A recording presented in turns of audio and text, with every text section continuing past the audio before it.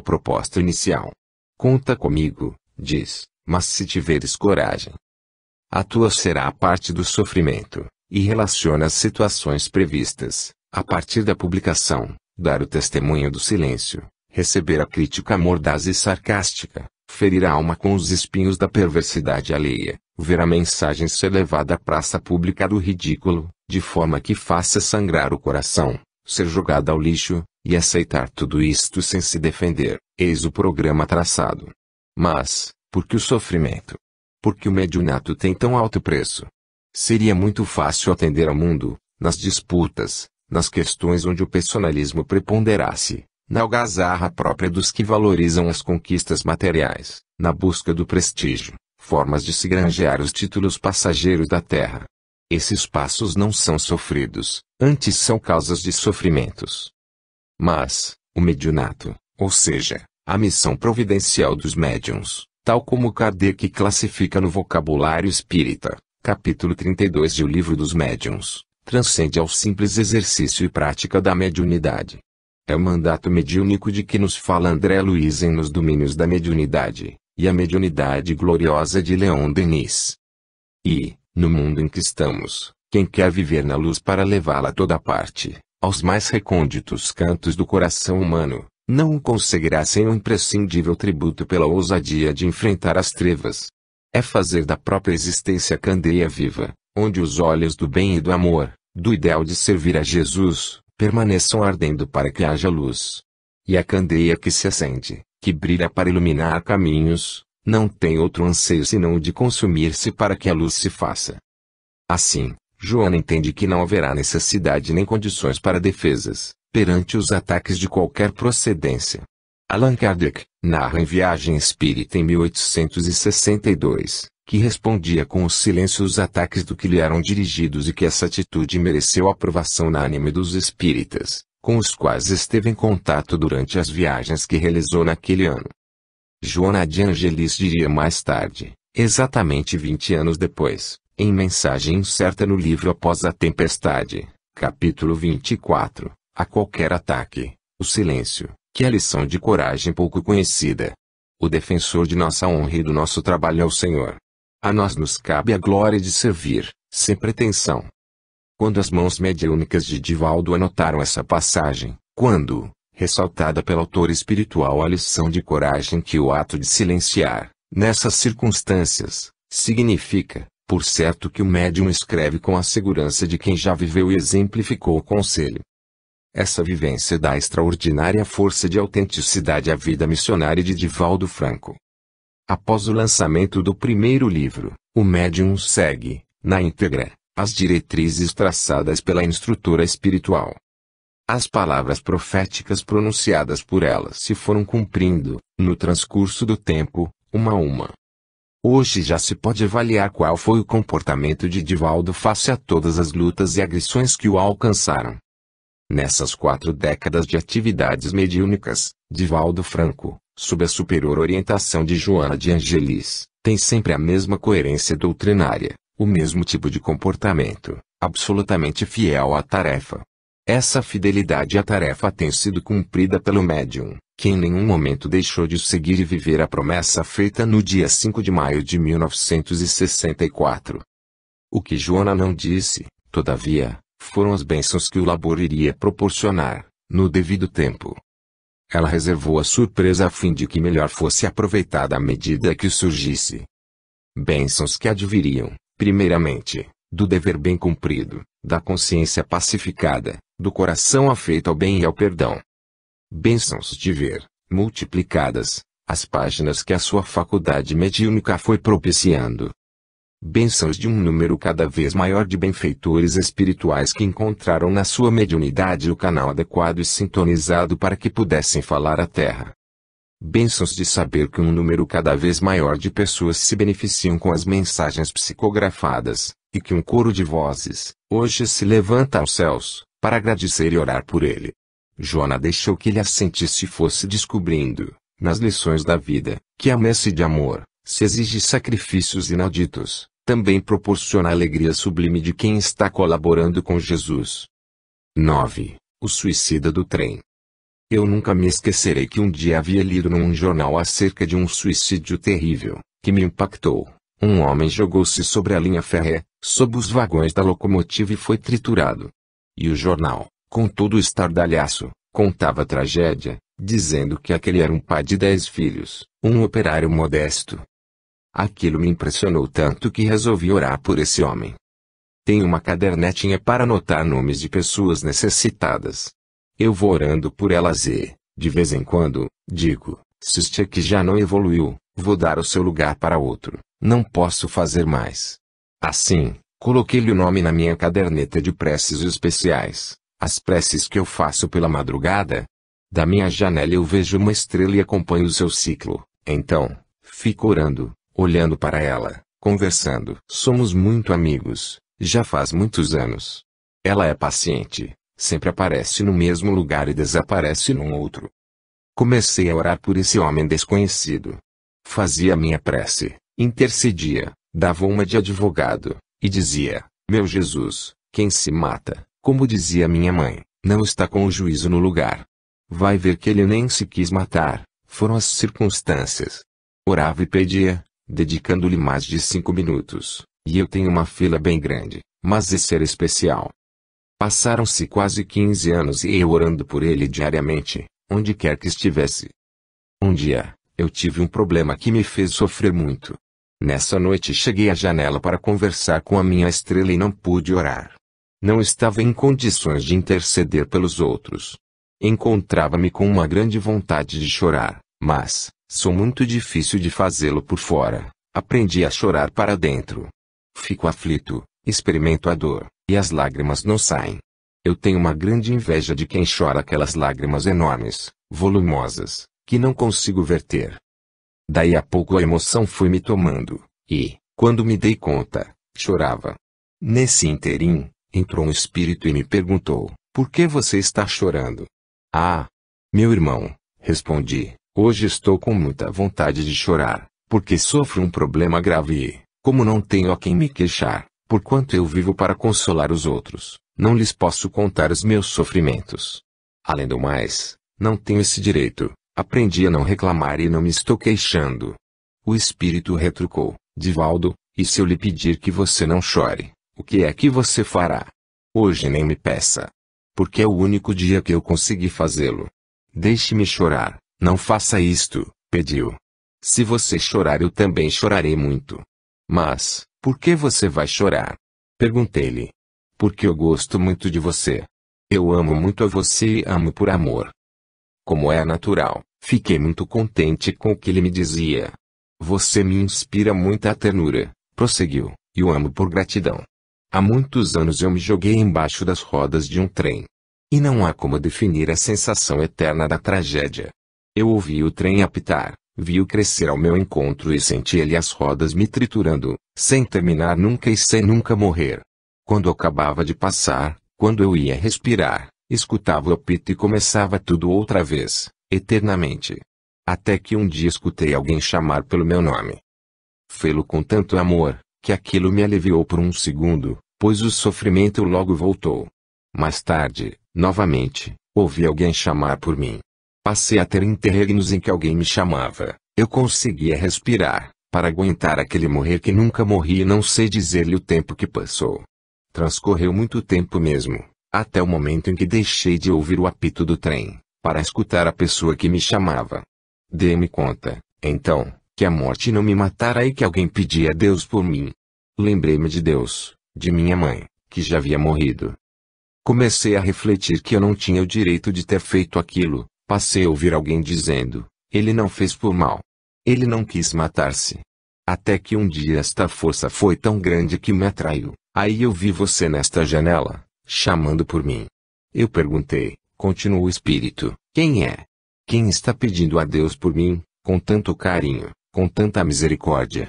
Mamãe surgiu e esclareceu-me, é com acento circunflexo uma alma que ora pelos desgraçados. Comovi-me, chorei muito e a partir daí passei a vir aqui, sempre que você me chamava pelo nome. Note que eu nunca ouvira, em face das diferenças vibratórias, quando adquiri a consciência total, prosseguiu ele, já se haviam passado mais de 14 anos. Lembrei-me de minha família e fui à minha casa. Encontrei a esposa blasfemando, injuriando-me. Aquele desgraçado desertou, reduzindo-nos à mais terrível miséria. A minha filha é hoje uma perdida, porque não teve comida e nem paz e foi se vender para tê-los. Meu filho é um bandido, porque teve um pai egoísta, que se matou para não enfrentar a responsabilidade. Deixando-nos, ele nos reduziu a esse estado. Senti-lhe ódio terrível. Depois, fui atraído à minha filha, num destes lugares miseráveis, onde ela estava exposta como mercadoria. Fui visitar meu filho na cadeia. Divaldo falou-me, emocionado. Aí eu comecei a somar as dores físicas à dor moral, dos danos que o meu suicídio trouxe. Porque o suicida não responde só pelo gesto, pelo ato de autodestruição, mas, também, por toda uma onda de efeitos que decorrem do seu ato insensato, sendo tudo isto lançado a seu débito na lei de responsabilidades. Além de você, mais ninguém orava, ninguém tinha dó de mim, só você, um estranho. Então hoje, que você está sofrendo, eu lhe venho pedir, em nome de todos nós, os infelizes, não sofra. Porque se você se entristecer, o que será de nós, os que somos permanentemente tristes? Se você agora chora, que será de nós, que estamos aprendendo a sorrir com a sua alegria? Você não tem o direito de sofrer, pelo menos por nós, e por amor a nós, não sofra mais. Aproximou-se, me deu um abraço, encostou a cabeça no meu ombro e chorou demoradamente. Doridamente, ele chorou. Igualmente emocionado, falei-lhe, perdoe-me, mas eu não esperava comovê-lo. São lágrimas de felicidade. Pela primeira vez, eu sou feliz, porque agora eu me posso reabilitar. Estou aprendendo a consolar alguém. E a primeira pessoa a quem eu consolo é você. Que supremo desespero leva uma pessoa a jogar-se sob as rodas de um trem.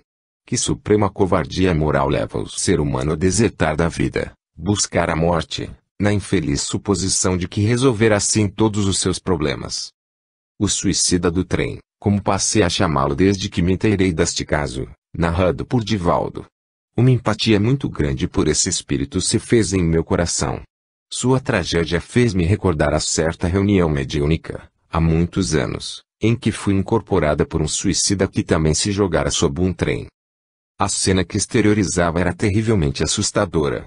A impressão que tive é que estava ao lado dele, ou com ele, na via férrea, numa noite sombria, e o trem crescia ao nosso encontro como um negro monstro de ferro, atordoante, estremecendo tudo à sua passagem. Ele vinha, tornava-se gigantesco e havia como que uma atração hipnótica na patética figura do homem, que, estático, de olhos esbugalhados, contemplava a máquina, cujo farol era como um olho descomunal mantendo-o imóvel, chumbado ao solo, à espera de que se consumasse o atroz destino que para si mesmo escolhera. Até que um grito de pavor, um urro de animal ferido indicava o momento do impacto de seu corpo, um minúsculo boneco que logo desapareceu, engolido sob o monstruoso veículo. A esta altura da cena, em minha condição de médium, sentia-me, para minha segurança e alívio, dentro da sala, no meu lugar habitual. Mas o trem, que parecia ter prosseguido no seu trajeto, vinha novamente, numa repetição enlouquecedora. O infeliz suicida, porém, embora já ligado à reunião, torcendo-se e gemendo de forma comovente, sentia-se, num processo de repetição constante, triturado pelas rodas, num sofrimento indescritível. A terrível cena marcou-me o psiquismo de forma indelével. Ao escrever sobre o caso relembro e revivo o impacto da comunicação mediúnica. Muitos outros suicidas comunicaram-se por nosso intermédio, no transcurso dos anos, mas este foi especial. Da mesma forma como ocorreu com Divaldo em relação a esse pobre operário, pai de 10 filhos. Fato que merece ressaltado, é que Divaldo não auxiliou através da sintonia mediúnica, visto que ele não foi trazido à reunião. O médium, porém, prestou-lhe socorro através da prece. No torvelinho de seus sofrimentos, sentindo-se morrer e remorrer, esmagado sob toneladas de ferro, ouvindo o apito a cada instante e o ruído das rodas, como a lhe marcarem o sinistro compasso das dores superlativas, a vibração da prece o atingiu. O refrigério da oração possibilitou-lhe, de imediato, uma pausa, numa fração de tempo, quando ouviu o seu nome e se sentiu balsamizado pelo amor. A questão do suicídio foi objeto de interesse de Allan Kardec, que registrou em O Livro dos Espíritos as respostas dos benfeitores espirituais. Na pergunta 943 lê-se: de onde nasce o desgosto da vida, que, sem motivos plausíveis, se apodera de certos indivíduos? É feito da ociosidade, da falta de fé e, também, da saciedade. Para aquele que usa de suas faculdades com fim útil e de acordo com as suas aptidões naturais, o trabalho nada tem de árido e a vida se escoa mais rapidamente.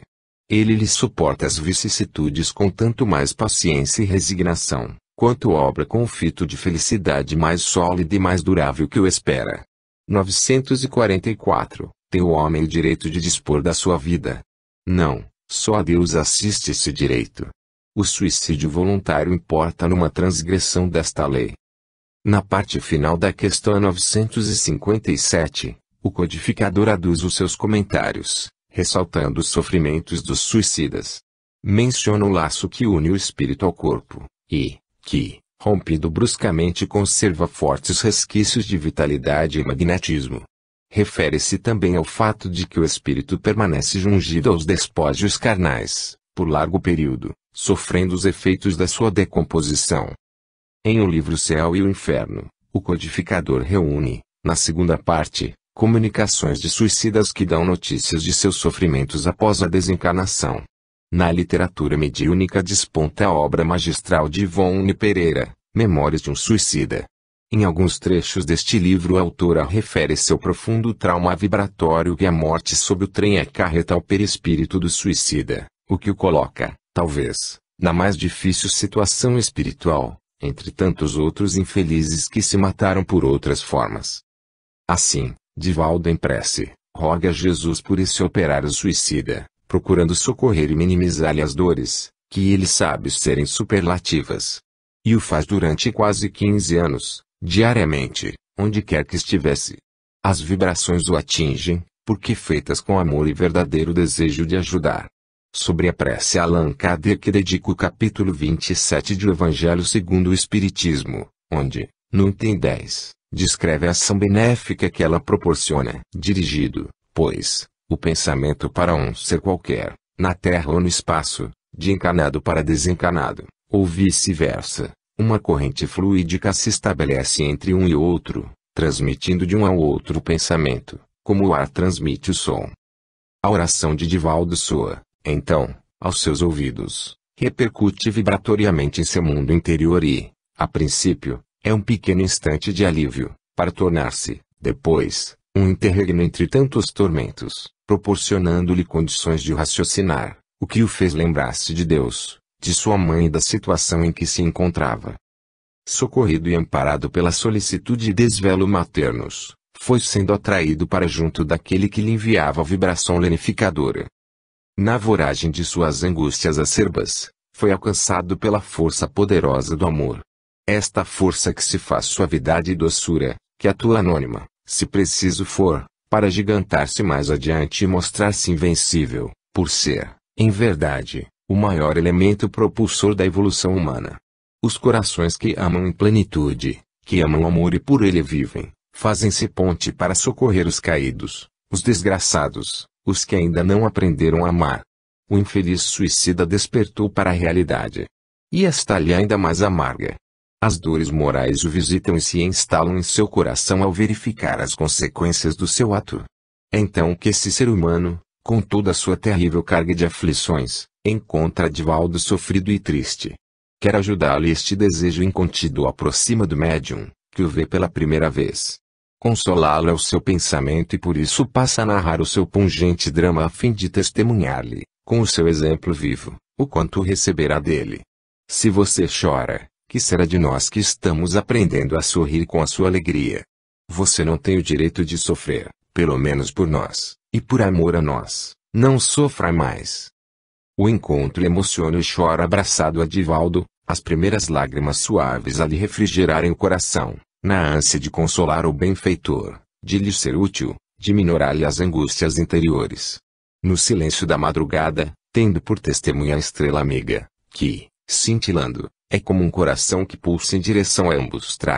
Dois corações humanos se encontram, se aproximam e se deixam envolver pela suave magia do amor. A missão consoladora da doutrina espírita, de que nos fala Kardec, coloca em primeira instância o consolo que é preciso oferecer aos que sofrem, erguer a coragem dos caídos, arrancar um homem de suas paixões, do desespero, do suicídio, detê-lo talvez no limiar do crime. Não vale mais isto do que os lambris dourados. Trecho do discurso de Allan Kardec aos espíritas de Lyon e Bordeaux, em Viagem Espírita em 1862, ed. O Clarim. 10. A presença de Victor Hugo na obra mediúnica de Divaldo. No mês de abril de 1970, terminando as palestras feitas em Juiz de Fora, na Semana do Livro, retornei ao Rio numa Kombi, já à noite, deixando, por distração, o quebra-vento aberto.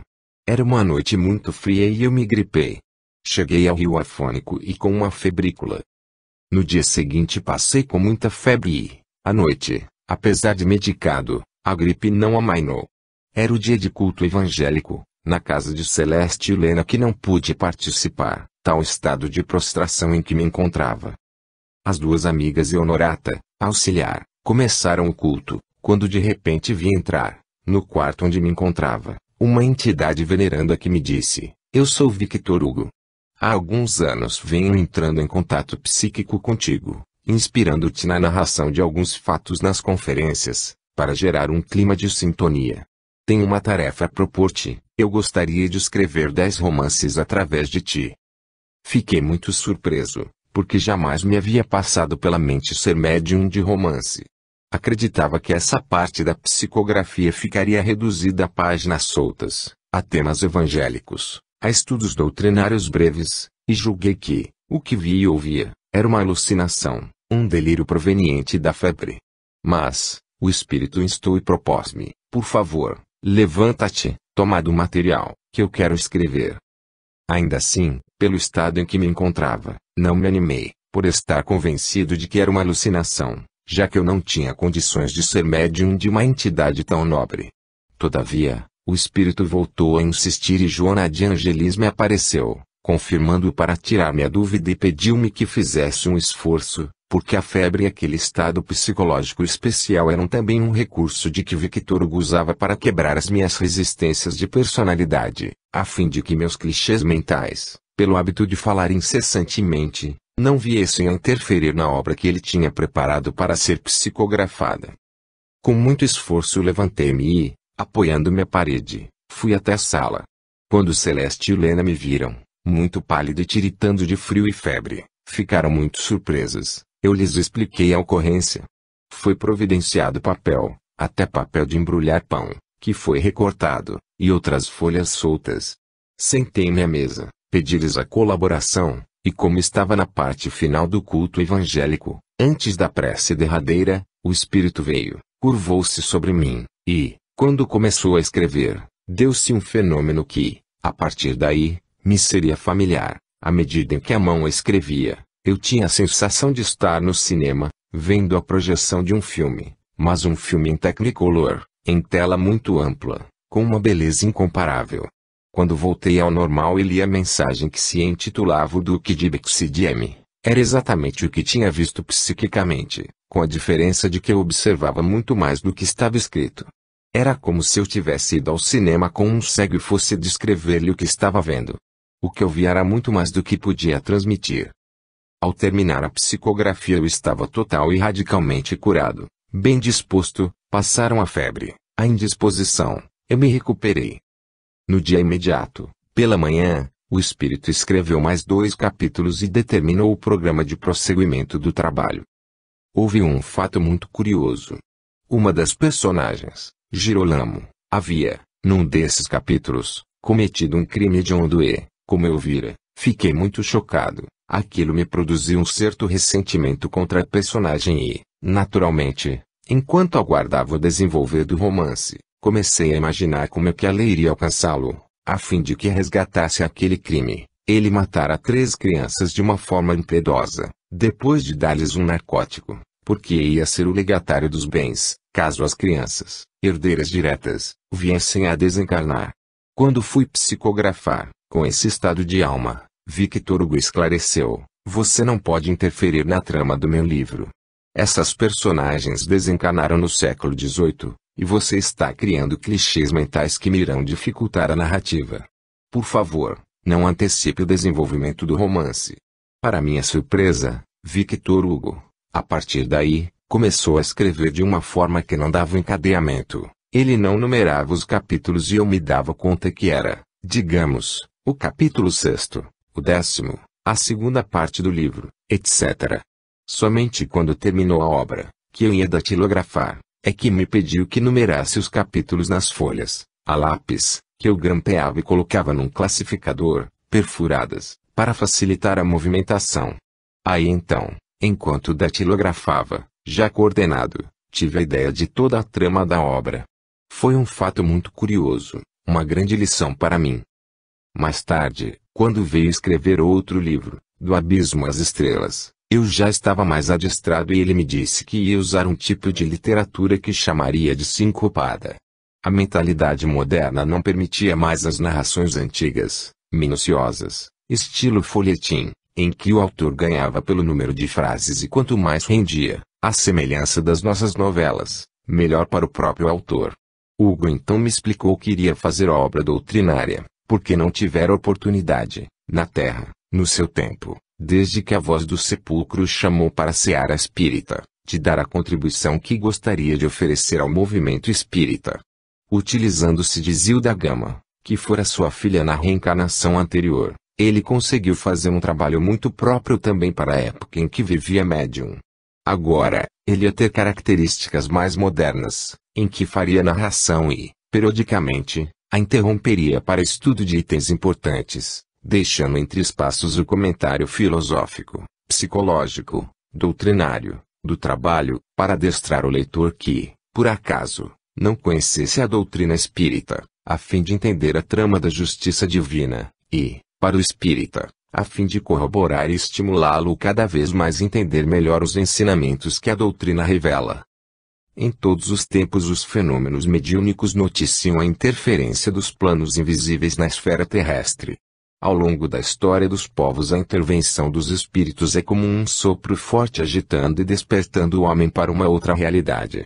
Entidades de elevada hierarquia espiritual orientam e inspiram esse intercâmbio, renovando a mentalidade humana no momento propício e permitindo que o homem tenha uma janela aberta para o infinito.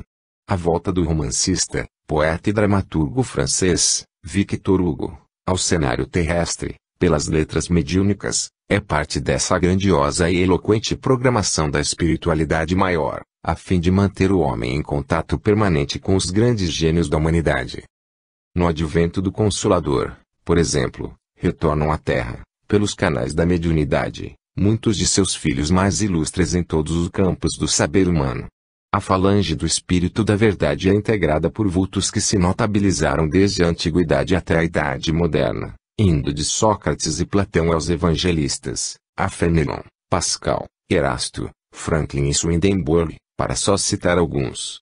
Espíritos superiores, todos estes, permanecem, porém, interessados no progresso, promovendo-o, guiando e inspirando o ser humano, a fim de que atinja os seus mais altos destinos. Há uma ligação permanente, solidária, a unir os homens, como a demonstrar uma planificação de ordem divina, que a doutrina espírita desvenda, explica e comprova.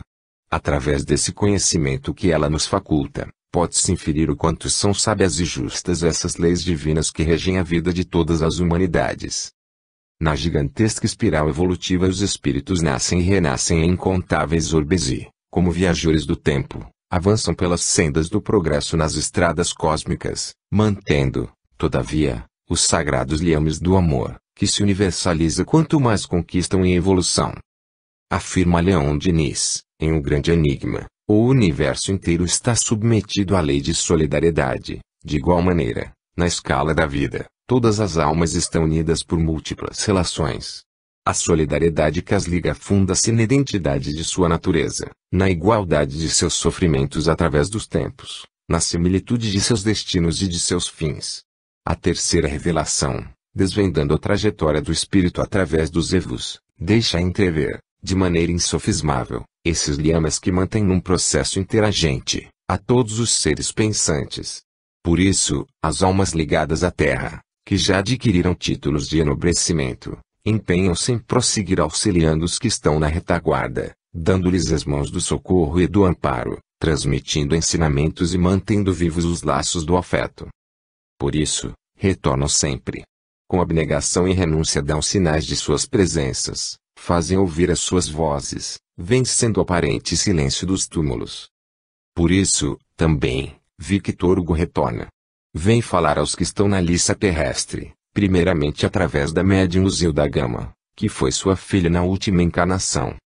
Escritor fecundo, Victor Hugo fez chamado em seu país natal não apenas pelo seu genial talento, mas, também, como figura humana em que se distinguiu pelo caráter, pelo patriotismo, pelas lutas em prol da liberdade e dos direitos humanos, pelas provas inequívocas de seu elevado amor à humanidade.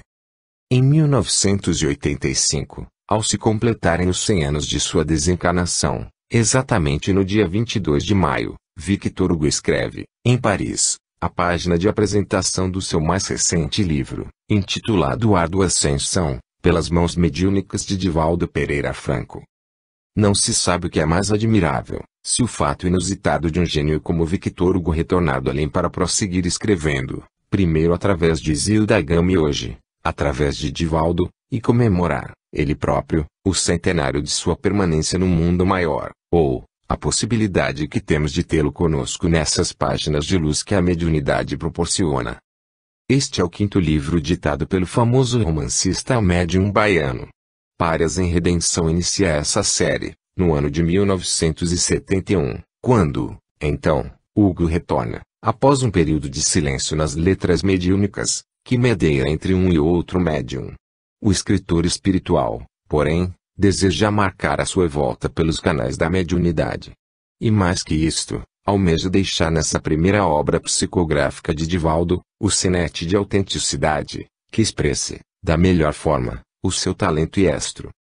Assim, no prefácio de Párias em Redenção retoma a mesma linha de pensamento, como a dar continuidade, do prefácio que escreveu, quando encarnado, para sua magistral Obras Miseráveis, publicada em 1862. Sobre essa identificação de pensamento e estilo, o professor Ulisses Camargo Ribas, de Ponta Grossa, Paraná, realizou um excelente estudo comparativo, elucidando, inclusive, alguns outros pontos. Ressalta o professor Camargo Ribas, conforme esclarecimento de o tradutor de Os Miseráveis, Frederico Ozano Pessoa de Barros, que Victor Hugo desejava colocar um prefácio filosófico que estivesse à altura da obra, no qual estaria o mundo e em particular o século XIX.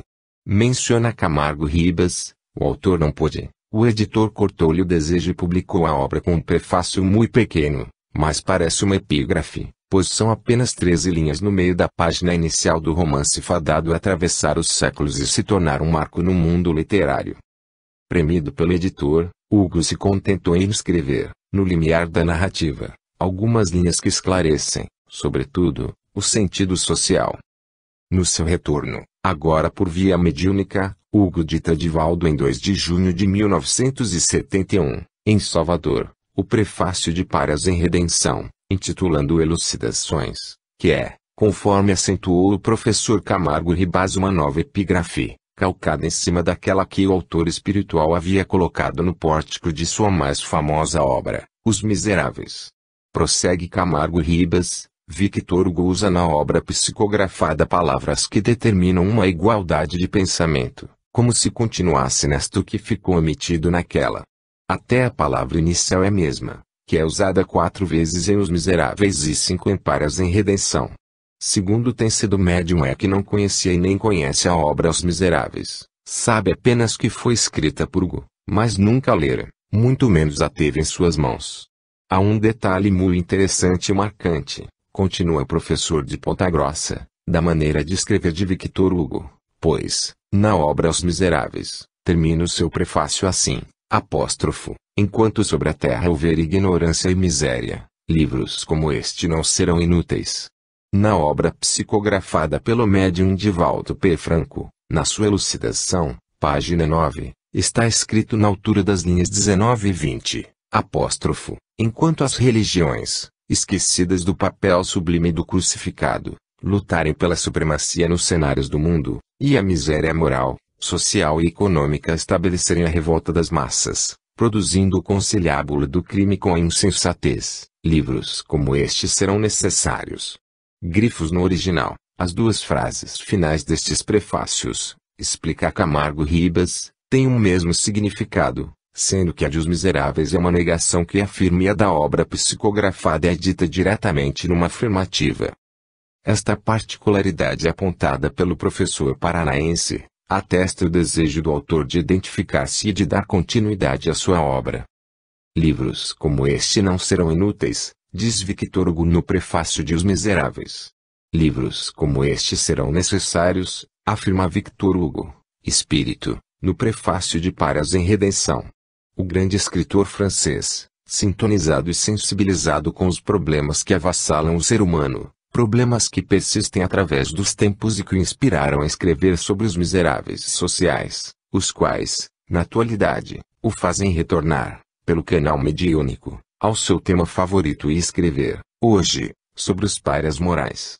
A identificação não está, portanto, apenas nos dois prefácios mencionados, mas existe também no tema, que tem agora uma conotação diferente, já que, como espírito, Hugo analisa as questões sociais através da visão evolutiva do ser, que se processa no transcurso das reencarnações sucessivas regidas pela lei de causa e efeito. Os miseráveis são agora os párias em redenção, simbolizados em alguns personagens, tão carentes e marginalizados quanto os que tratou em vida, na sua obra mais famosa. A sôfrega busca pelo pão ainda continua, as mesmas necessidades e carências a impulsionarem o homem a fazê-lo malfeitor, na ânsia de ter, de conseguir, de vencer. Falta-lhe o pão à mesa das necessidades morais. Reduzido à condição de extrema miserabilidade moral, o homem vai encontrar o bendito ensejo de se redimir, o que o fará emergir, finalmente, em sua escalada evolutiva. Victor Hugo esparze a força do seu gênio nessas páginas que a mediunidade proporciona. Através de Zilda Gama escreve do Calvário ao Infinito e, por Divaldo Franco, retratando ainda o drama dos desacesados morais, dita do Abismo às Estrelas. Nesses dois títulos, que têm o mesmo sentido, o mesmo significado, o autor espiritual expressa de maneira magistral a redenção do ser humano. E mais que isto, exprime o anseio do homem de se projetar no infinito, de alcançar o rumo das estrelas.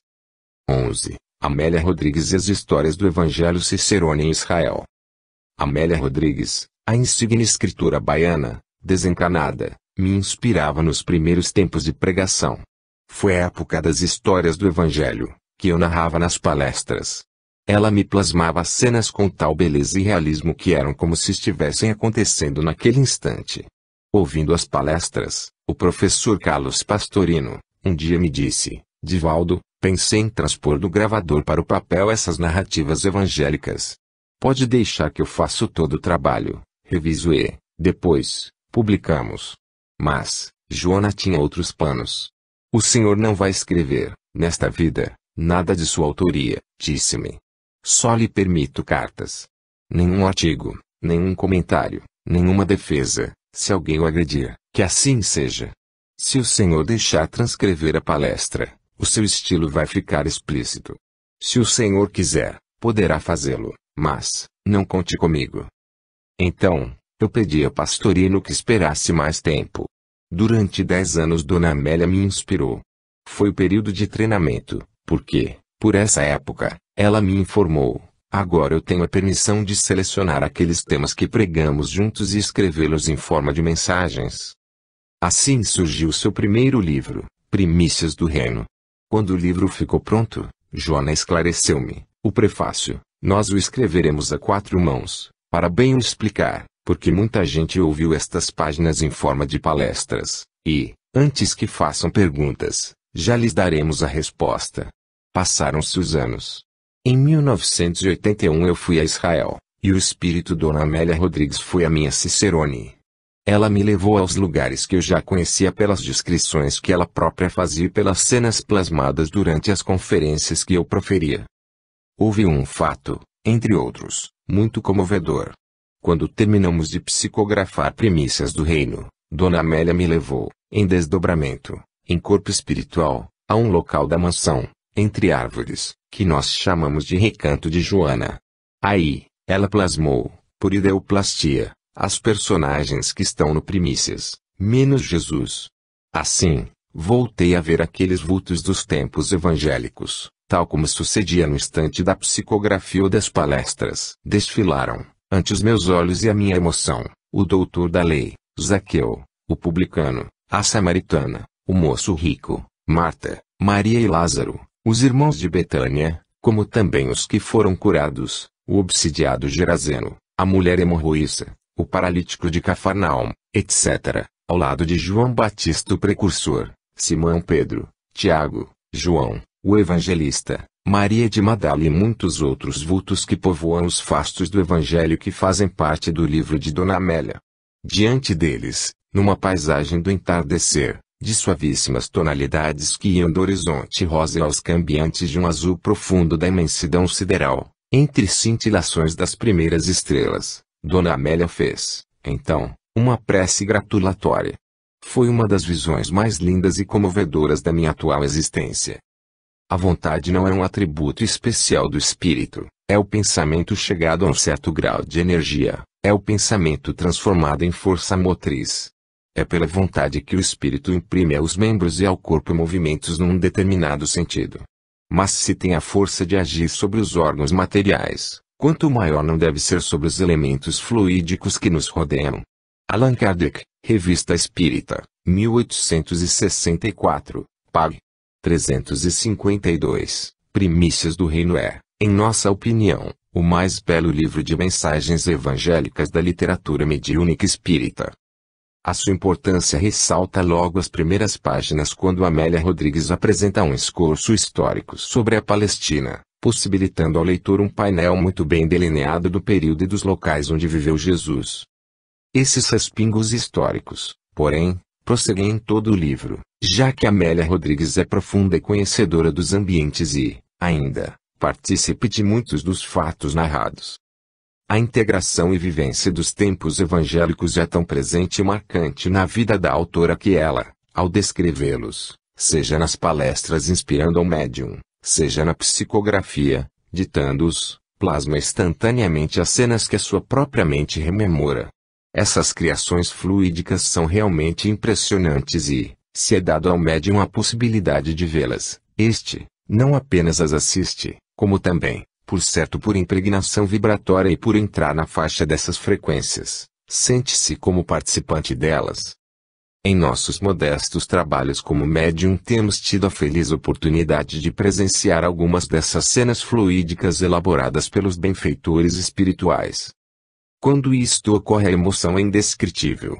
Exatamente pelo fato de que esses painéis fluídicos são como que carregados por parte das vibrações e emoções dos personagens que os vivenciaram. São essas vibrações que, repercutindo no médium, o transportam para a cena e o fazem tornar-se presente a ela. Ivone Pereira, cuja mediunidade realmente admirável legou-nos preciosas obras de elevado padrão doutrinário, esclarece-nos a respeito do assunto em alguns de seus livros.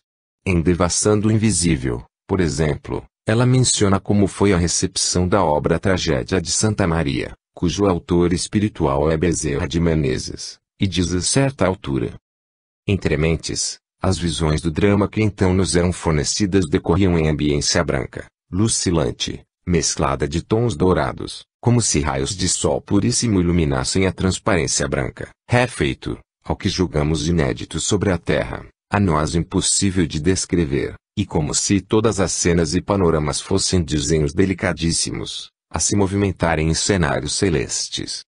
Com relação a outro livro seu, Amor e Ódio, ditado por Charles, Ivone informa, desenrolou-se, então, a história sobre o irresistível influxo do grande Charles, que a narrou e cuja voz ouvimos sempre, forte e dominadora, sem todavia vê-lo.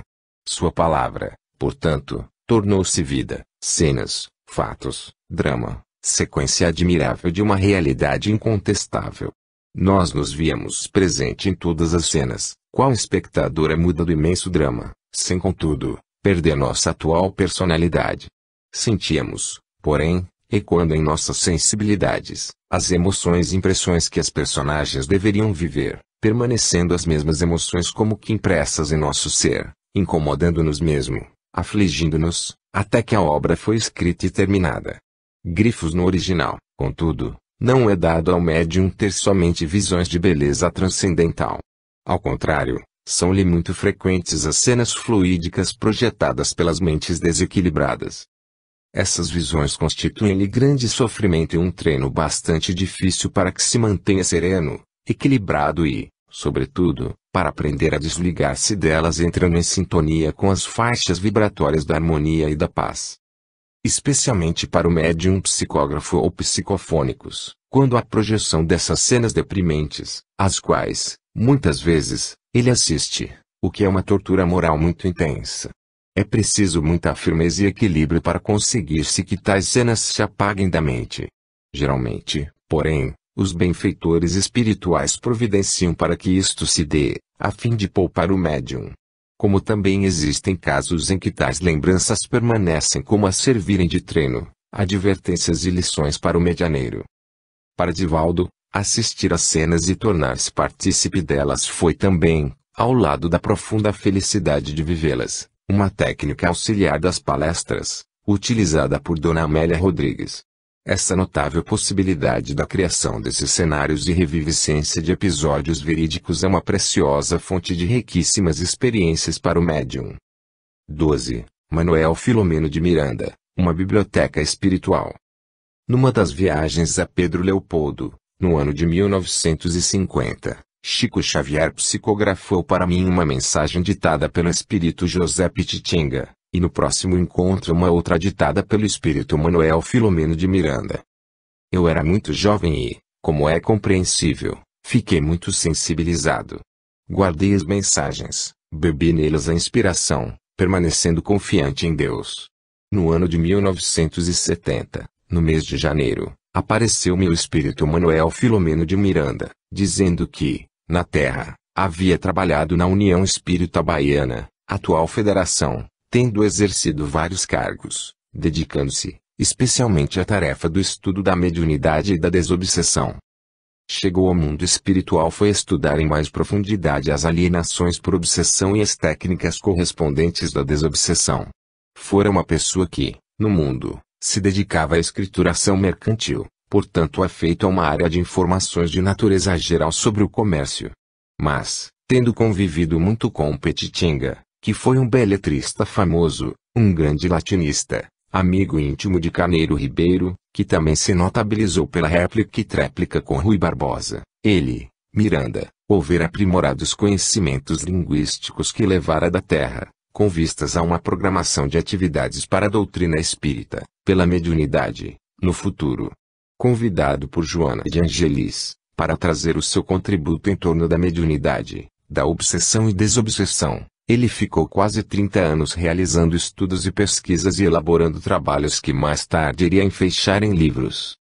Ao me aparecer, então, pela primeira vez, disse-me que gostaria de escrever por meu intermédio. Levou-me a uma reunião, no mundo espiritual, onde reside, e aí, mostrou-me como eram realizadas as experiências de prolongamento da vida física através da transfusão de energia utilizando-se do perispírito. Depois de uma convivência de mais de um mês, aparecendo-me diariamente, para facilitar o intercâmbio psíquico entre ele e mim, começou a escrever nos bastidores da obsessão, que são relatos, em torno da vida espiritual, das técnicas obsessivas e de desobsessão.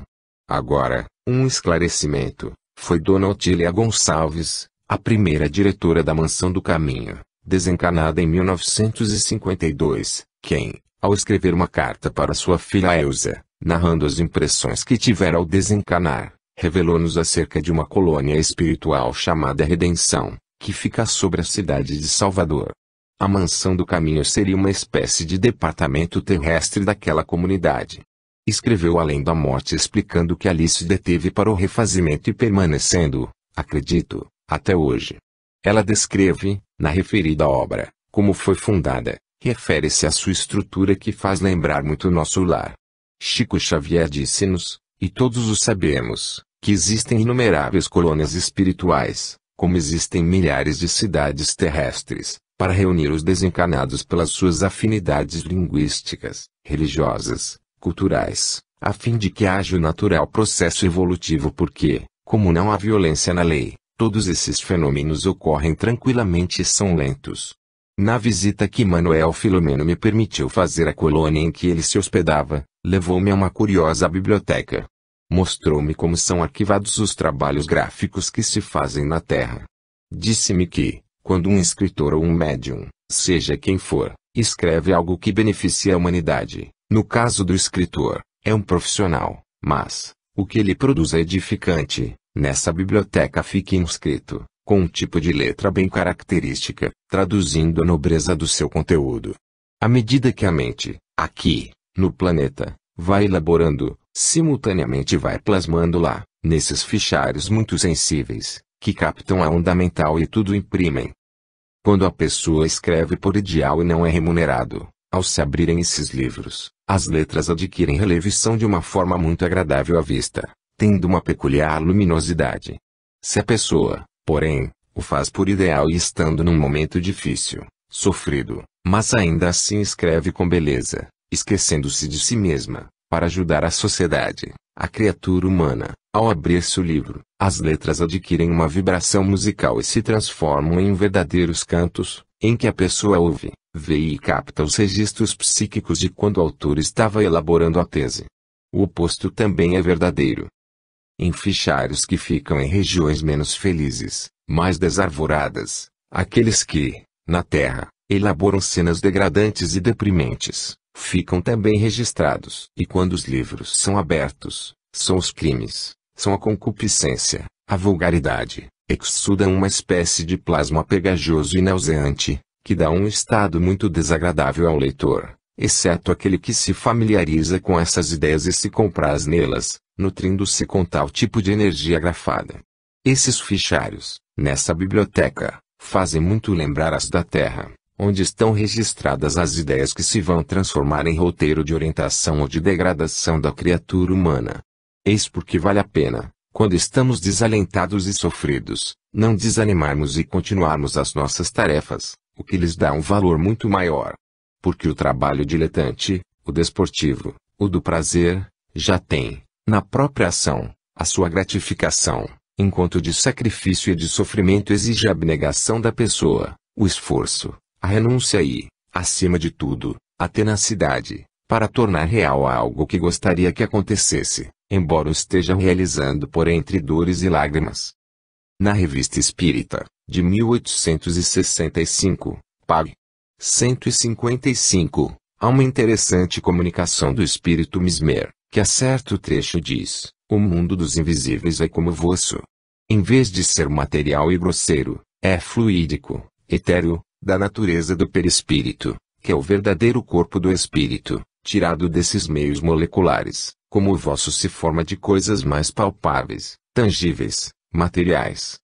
O mundo dos espíritos não é um reflexo do vosso, o vosso é que é uma imagem grosseira e muito imperfeita do reino de além-túmulo.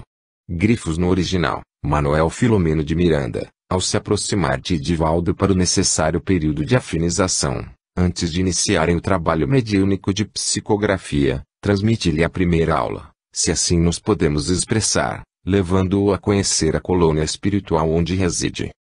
Entre tantos informes esclarecedores, Divaldo destaca a biblioteca onde estão registrados e arquivados os trabalhos gráficos elaborados pelos encarnados. Para cada obra escrita existe o seu correspondente no plano espiritual, que, como é lógico e compreensível, registra, não apenas os textos, mas, especialmente, as emoções com que foram elaborados. Informa Allan Kardec, em A Gênese, capítulo 14, item 14. Basta que o espírito pense uma coisa para que esta se produza, como basta que module uma área, para que esta repercuta na atmosfera. Nesta mesma obra, no item 16, o codificador esclarece, tem consequências de importância capital e direta para os encarnados a ação dos espíritos sobre os fluidos espirituais. Sendo esses fluidos o veículo do pensamento e podendo este modificar-lhes as propriedades, é evidente que eles devem achar-se impregnados das qualidades boas ou mais dos pensamentos que os fazem vibrar, modificando-se pela pureza ou impureza dos sentimentos. Os maus pensamentos corrompem os fluidos espirituais, como os miasmas deletérios corrompem o ar respirável. Prossegue Kardec, sendo apenas espíritos encarnados, os homens têm uma parcela da vida espiritual, visto que vivem dessa vida tanto quanto da vida corporal, primeiramente, durante o sono e, muitas vezes, no estado de vigília.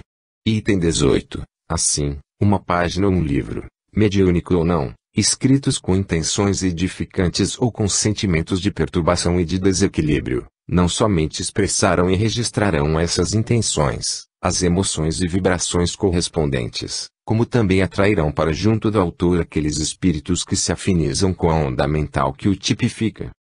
Mesmo não sendo um fenômeno mediúnico na acepção da palavra e ainda que o autor não seja médium ostensivo, sempre estará acompanhado por entidades que têm interesse naquilo que escreve. São tais entidades que o inspiram, seja para o lado negativo ou positivo. Os escritores alegam, de maneira geral, que escrevem sob o influxo de uma força que parece brotar do mundo íntimo, denominada inspiração, de certa forma inexplicável para os que não têm conhecimento ou não aceitam a participação espiritual. Não se trata aqui, porém, de afirmar-se que o escritor não tem o mérito e a capacidade de ser o autor daquilo que escreve. O processo ocorre da seguinte forma: o escritor tem o seu cabedal intelectual, aptidão literária, a bagagem de conhecimentos desta e de outras encarnações, e com todo esse acervo pessoal é que produz as suas obras literárias. Entretanto, a par disto, atrairá, por sintonia vibratória, aqueles espíritos que se sentem afins com as ideias que estão sendo grafadas. Simultânea e naturalmente haverá uma identificação entre encarnado e desencarnados, ao passo que estes o inspiram e ajudam na estruturação das ideias e na ação de escrever. A inspiração é assim, como um fluxo de ideias que acorrem à mente do escritor, de uma forma estuante, tão intensa e com tal força que parecem não caber dentro de si mesmas, extravasando, transbordando através do processo da escrita, que é, quase sempre, moroso demais em relação às criações mentais que se sucedem rápidas, velozes, e que, às vezes, lhe fogem, se não conseguir passá-las para o papel. Há, então, como que um estado febricitante de escrita, ao fim do qual o escritor se sente exaurido, mas, também exultante por ter realizado o processo de criação intelectual. É exatamente na eclosão dessas ideias que os espíritos atuam, seja provocando-a, motivando-a, seja intensificando o fluxo dos pensamentos, das construções mentais. Um outro ponto deve ser considerado. É que o homem encarnado, no momento do sono físico, em desdobramento espiritual, irá ao encontro daqueles que lhe comungam os mesmos ideais e intenções. Junto a estes afins, em regiões próprias ao estágio evolutivo em que se demora, o encarnado absorverá ideias com as quais sintonize e que brotarão, mais tarde, no dia a dia terreno, em forma de inspiração ou insight. Em O Livro dos Espíritos, Allan Kardec, ao tratar da emancipação da alma, recebe dos espíritos superiores a seguinte resposta: o sono liberta a alma parcialmente do corpo. Quando dorme, o homem se acha por algum tempo no estado em que fica permanentemente depois que morre. Explicam, então, que os homens de bem quando dormem, vão para junto dos seres que lhes são superiores. Com estes viajam, conversam e se instruem. Trabalham mesmo em obras que se lhes deparam concluídas, quando volvem, morrendo na terra, ao mundo espiritual. Com aqueles que se empenham no mal, nos vícios, esses vão, enquanto dormem, ou a mundos inferiores à terra, onde os chamam velhas afeições, ou em busca de gozos quiçá mais baixos do que os em que aqui tanto se deleitam. Vão beber doutrinas ainda mais vis, mais ignóbeis, mais funestas do que as que professam entre vós. Questão 402. Manuel Filomeno de Miranda é autor de Nos Bastidores da Obsessão, Grilhões Partidos, Nas Fronteiras da Loucura, Painéis da Obsessão e Tramas do Destino, todos psicografados por Divaldo. Em outros livros, de diversos autores espirituais, ele contribui com excelentes páginas geralmente enfocando a mediunidade ou apresentando estudos muito específicos sobre as alienações mentais, os processos obsessivos e a sua terapêutica.